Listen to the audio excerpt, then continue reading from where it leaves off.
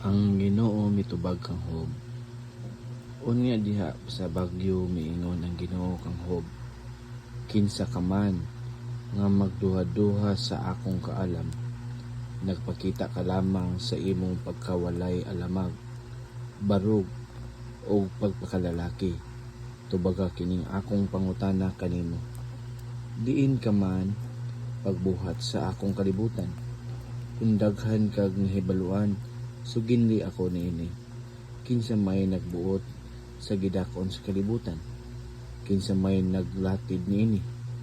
Nasayod ka nining tanan dili ba? Unsa may gisukaran sa mga haligi nga nagsagang sa kalibutan. Kinsa may nagbutang sa sukaranan sa kalibutan. Sa kadlawon, miadtong adlaw nagduyog sa pag-awit ang bituon og naninggit sa kalipay.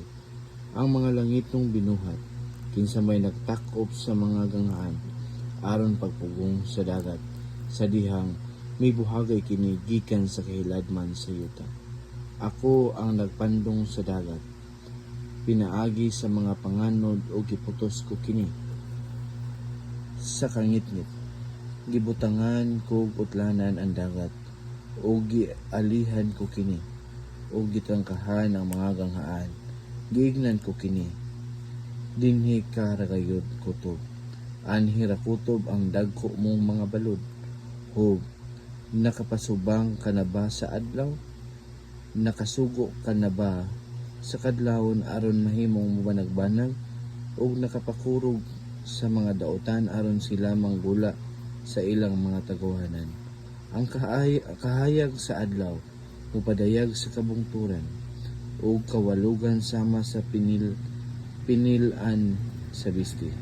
Sulaw ra kaayo ang mga dautan. Sulaw ra kaayo sa mga dautan ang kahayag sa adlaw o kini maoy makapugong kanila pagbuhat sa dautan. Amen.